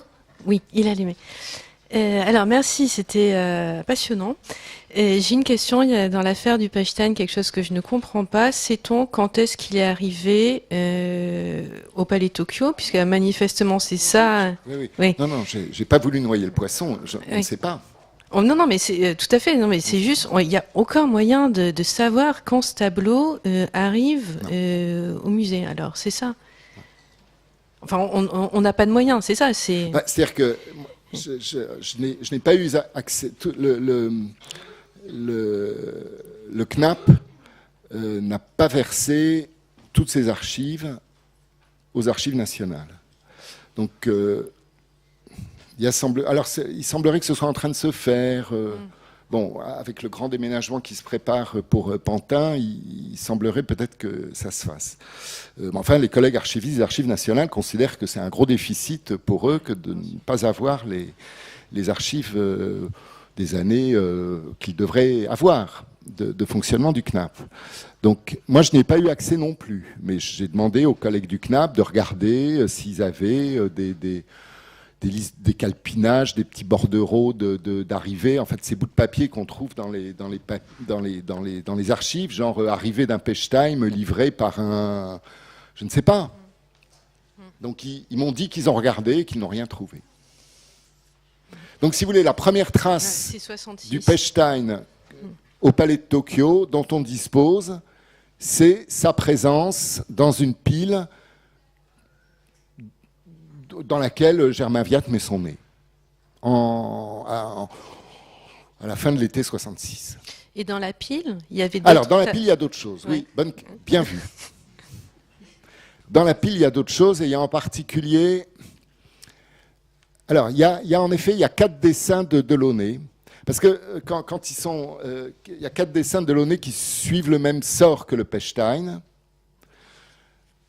et pour lesquels, donc, qui sont dans ce... Voilà, qui sont versés au MNAM, dans les mêmes conditions, et pour lesquels on a un truc bizarre qui est une correspondance, une lettre de Dorival à Sonia Delaunay, contemporaine de leur versement au MNAM, dans laquelle, parce qu'ils s'écrivaient beaucoup, Dorival et Delaunay et Sonia, dans laquelle Dorival parle de choses et d'autres à Sonia, et lui dit « Ah tiens, à propos, merci beaucoup pour les bons renseignements que vous m'avez donnés sur ces 4 dessins qu'on a fait rentrer en collection. » Voilà. Donc, ils ont aussi une provenance bizarre et pas éclaircie. Tout ça, c'est 66.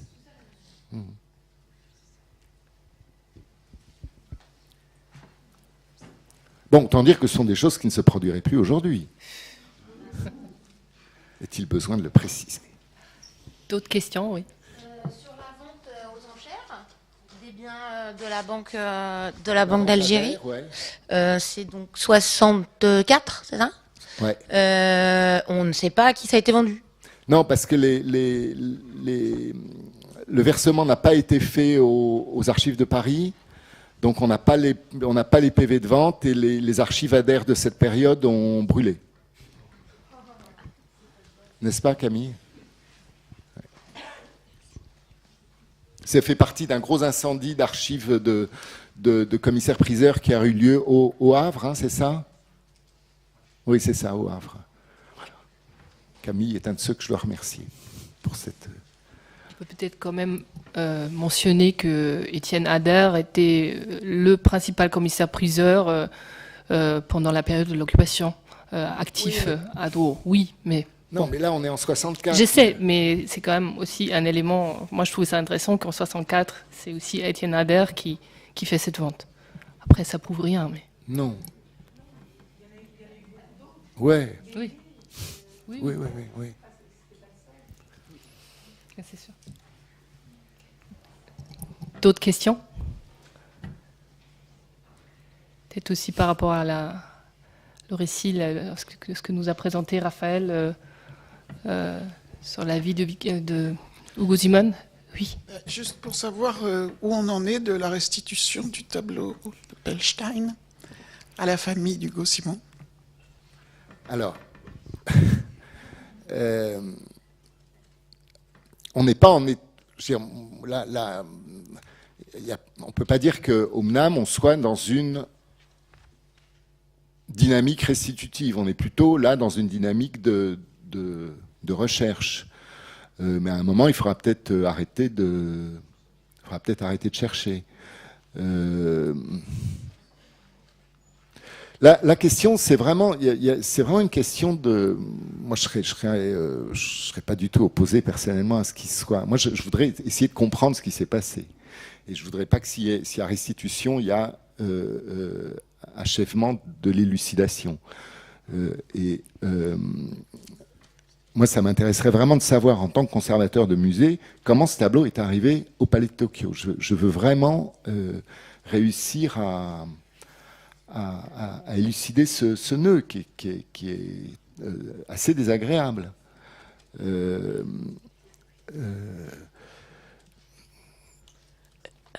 Je trouve que ce qu'on a mis à jour sur ce qui s'était passé rue de Grenelle est très intéressant. Je trouve que tout ça est tellement symptomatique de cette espèce j'allais dire du traitement. C'est vraiment c'est pire que du mauvais traitement. Enfin, c'est la façon dont les exilés juifs anti-nazis et a fortiori sociodémocrates allemands ont été finalement traités sur la longue durée est quelque chose d'inouï. C'est quelque chose d'inouï.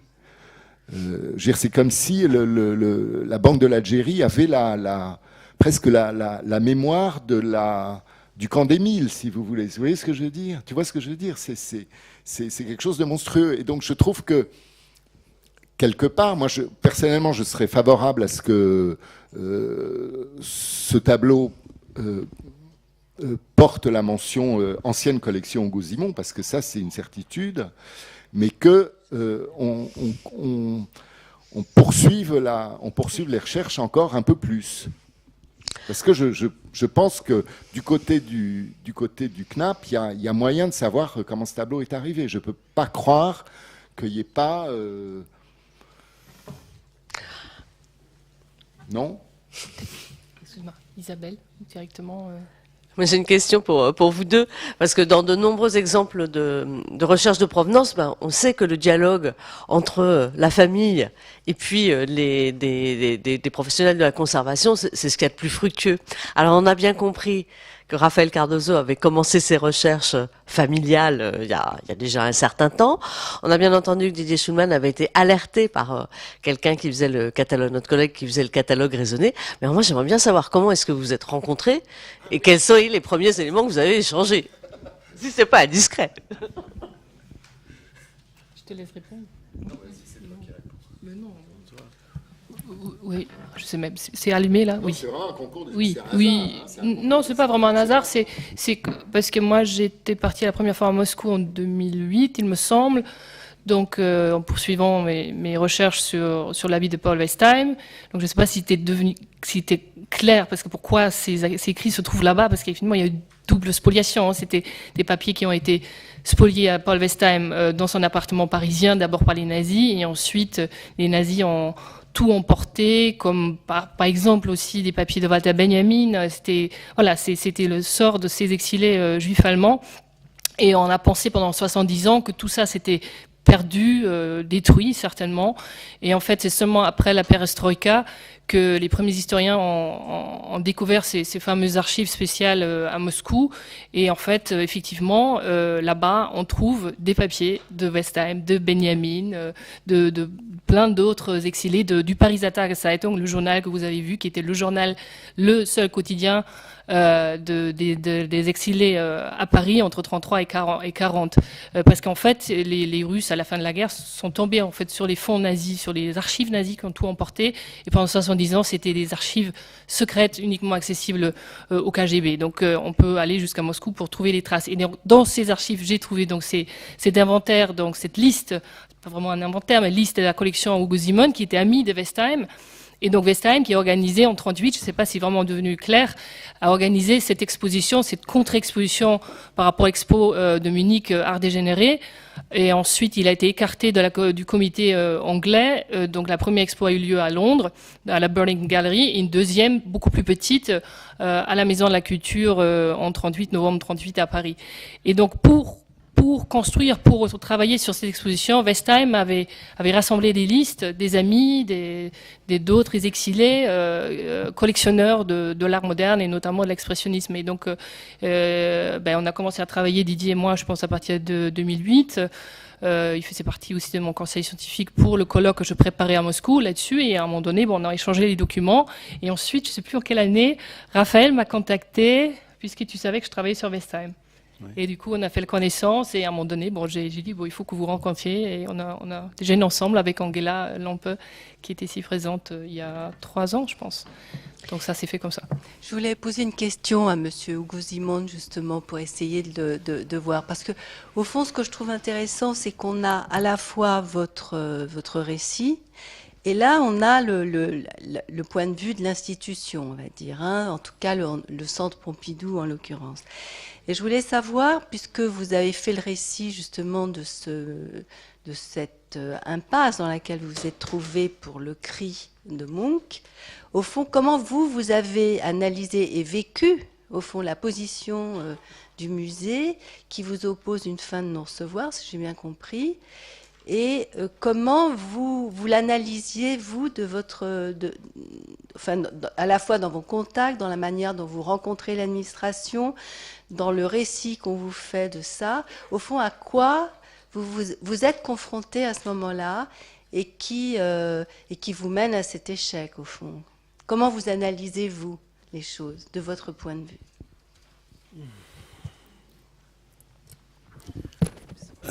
Bon, c'est une histoire assez longue.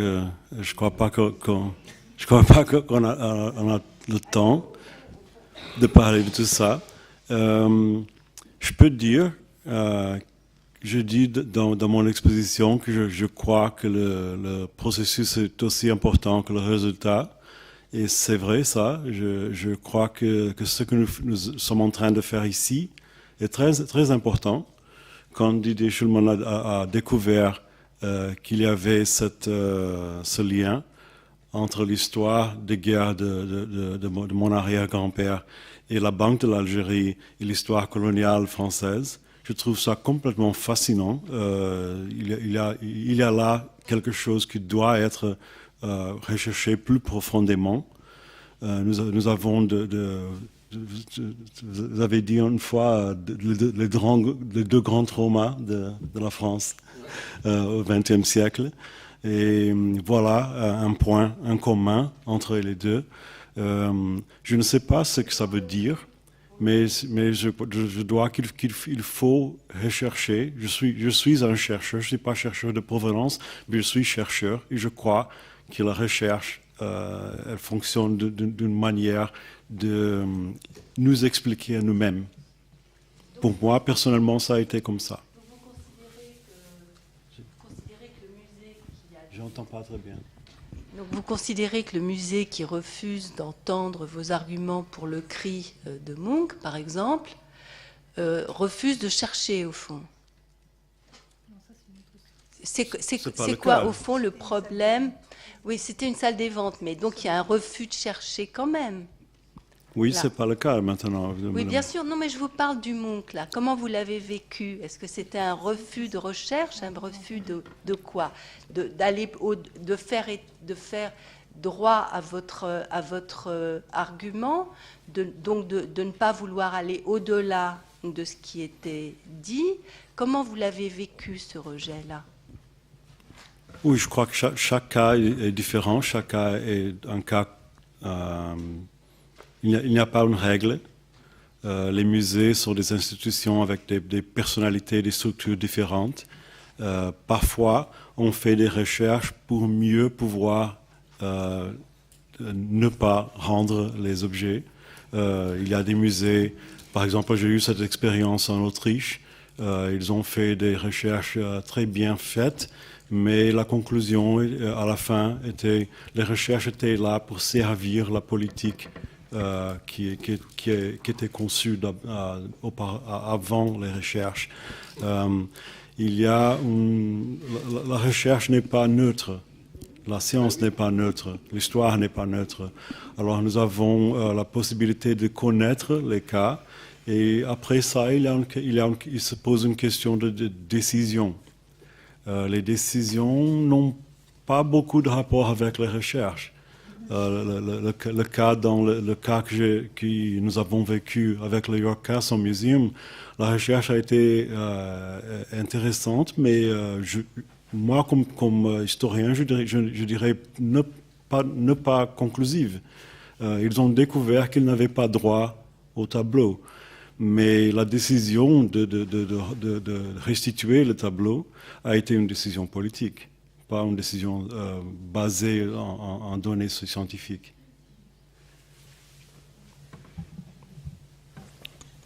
Merci pour ces magnifiques communications. Je voudrais poser une question à Didier. Est-ce qu'on sait exactement où le Pechstein a été trouvé, dans quelle réserve précisément? Ce détail me paraît important. Oui. Oui, vous avez raison, Anne. Non, faudrait réinterroger Germain. Germain. Ouais. Oui, parce que au Palais de Tokyo, il y avait plein d'endroits. Il y a la fameuse réserve Matsukata, là où non, était c'était stocké... pas la Matsukata. C'est là qu'avait été longtemps stockée la C'était collection pas la Matsukata. Ça veut dire qu'il y avait des œuvres venant d'endroits différents et des œuvres qui n'avaient pas... C'était dans la partie État, hein, c'était pas dans la partie MNAM. Ouais. Donc ça devait être dans la partie qui est sous le bassin. D'accord. Ouais.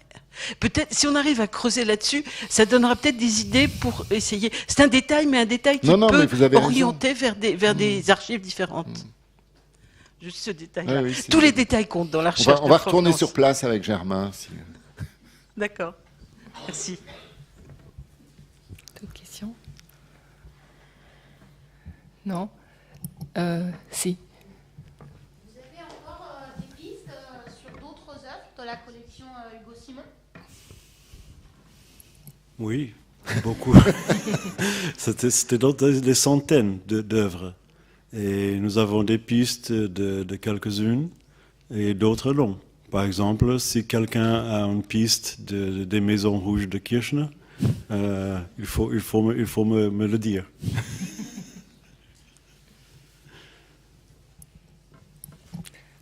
Oui, si je peux me permettre, moi j'avais une petite question à poser à Raphaël qui me titille depuis un moment. En fait, je m'éloigne un petit peu du tableau de Pechstein. Et c'est plutôt la question générale. Tu es historienne de l'art, donc on a bien vu à quel point tu fais tes recherches très, très pointues, très en détail. Et tu es écrivain en même temps. Et tu as décidé d'écrire ce récit de ta famille sous forme de roman.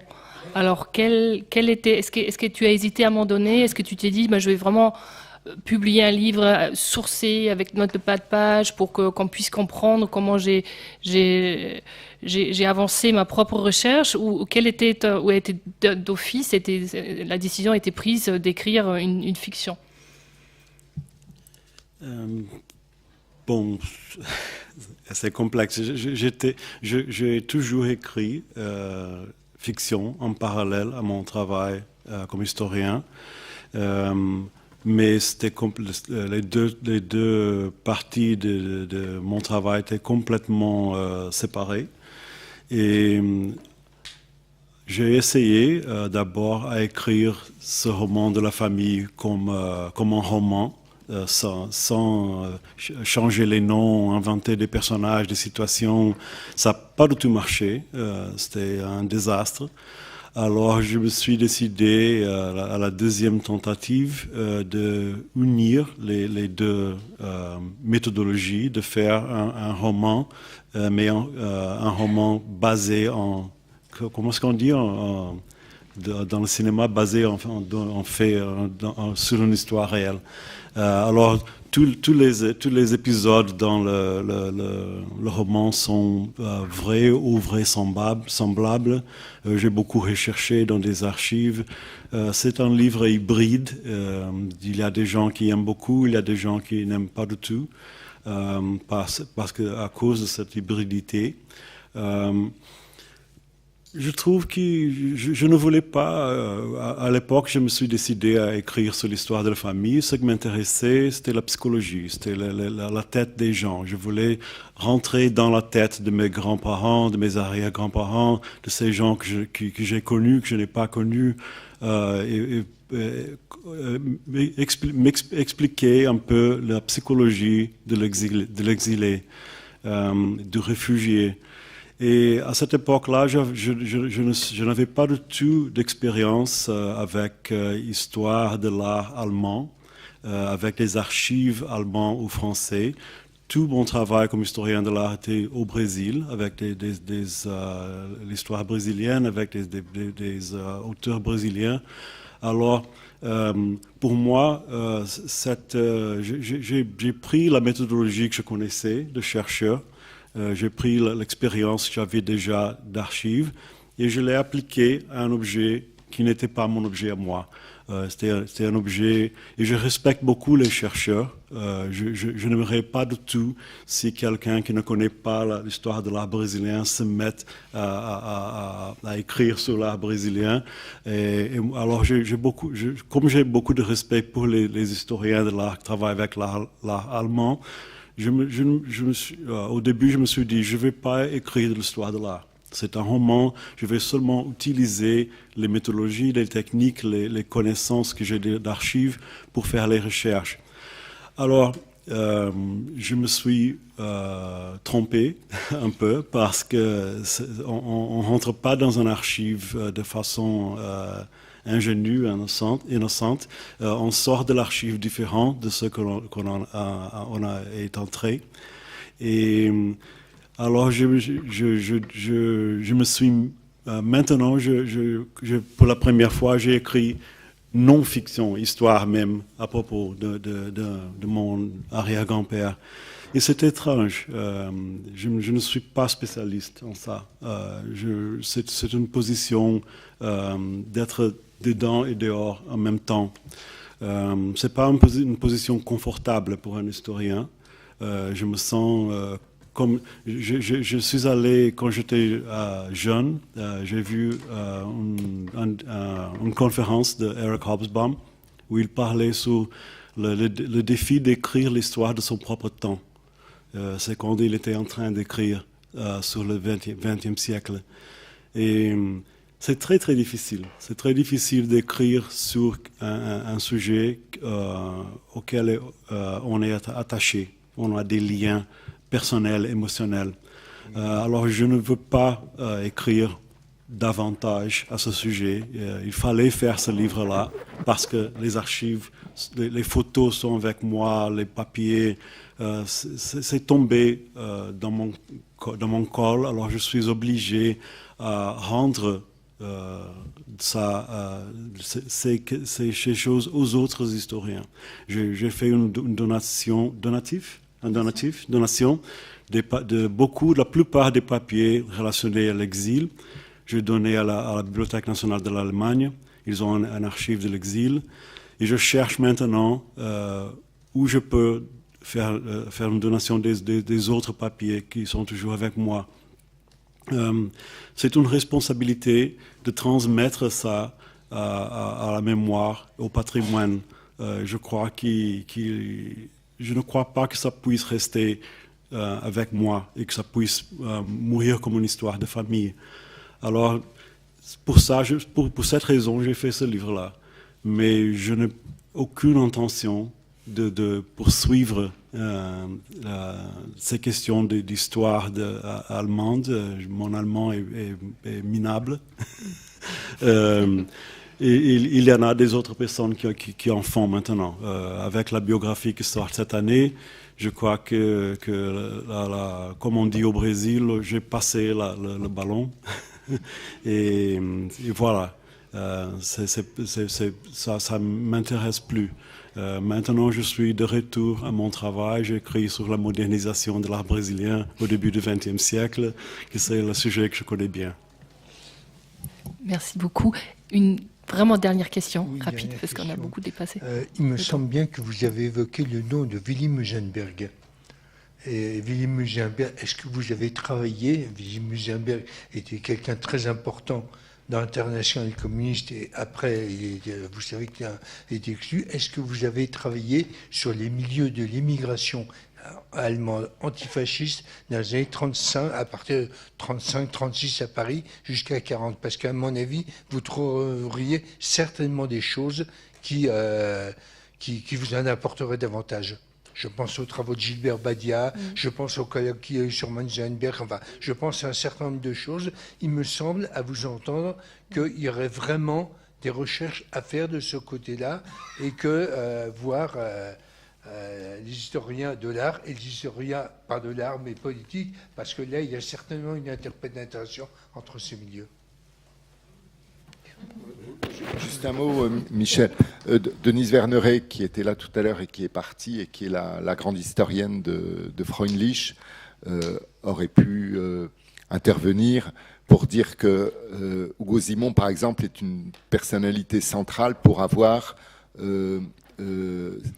organisé la grande souscription en faveur de Otto Freundlich, qui est intervenu au moment de l'exposition de l'art dégénéré. Son rôle d'activiste riche, puisqu'il était banquier et qu'il avait des prolongements dans vraiment le monde des affaires est assez repéré. Hein, et je pense que Raphaël a dû... Et effectivement, dans les biographies de Mutzenberg, il est cité. Il est cité. Oui, oui, absolument. Oui, oui. Bon, moi je pense juste très rapidement. Dans les bannis de Hitler, son nom revient régulièrement.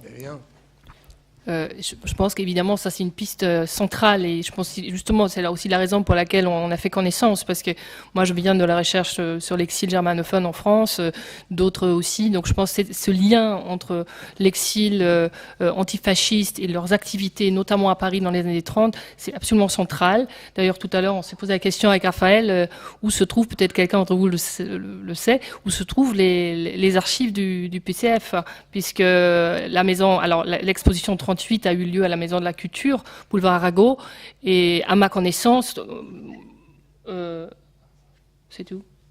Rue d'Anjou, oui, pardon. Et à ma connaissance, enfin j'en ai parlé avec Hélène Roussel, d'autres spécialistes de la question, on sait pas où sont les archives du Parti communiste par rapport à ces années-là. Donc ça reste aussi un énigme à résoudre. Voilà, donc, oui. Je pensais que nous avons ces questions ont tombé un peu entre les lignes parce que nous avons vu jusqu'ici beaucoup les histoires nationales. Nous avons écrit les histoires la France écrit l'histoire française, l'Allemagne écrit l'histoire allemande. Il y a un manque de personnes qui s'intéressent pour ces histoires transculturelles, internationales. Ça commence à changer maintenant. Maintenant, les jeunes historiens sont très intéressés pour ces transculturations. Et je crois que oui, il y a des grands chercheurs qui ont travaillé là-dessus ici en France. Jacques Ranjon, Gilbert Badia, Hélène Roussel. Il y a pas mal de gens qui ont travaillé là-dessus, mais il faut un nouveau regard sur ces questions. Dans le cas de Hugo Simon, par exemple, pendant des décennies, personne ne s'intéressait en Allemagne et personne ne s'intéressait en France. Il était entre les deux pays. Un peu comme René Schickel dans la littérature, un peu comme le cas de Walter Bondy à Sanary, le photographe, ses photographies sont ici en France, sont à Toulon, la bibliothèque municipale de Toulon. Et en France, ça n'intéresse pas beaucoup. Et en Allemagne, les fondations, les gens qui financent les recherches veulent savoir pourquoi ils doivent financer des recherches en France. Alors, il faut que nous fassions plus d'efforts pour avoir des coopérations européennes. Et même hors de l'Europe, par exemple, le cas de Hugo Simon, où beaucoup des exilés qui sont allés au Mexique, il faut travailler les questions d'une façon internationaliste, parce que ce sont des questions internationalistes. Oui. Bon, merci beaucoup et merci d'avoir patienté. Enfin, on a dépassé vraiment le temps, mais ça montre aussi que tout le monde est très intéressé par ces questions. Donc, je vous dis donc à la prochaine séance, si vous avez envie, le 11 avril, avec une intervention de la spécialiste, la chercheuse de provenance du musée de Karlsruhe, qui présentera également un cas d'étude de sa maison, de son institution. Merci et bonne soirée.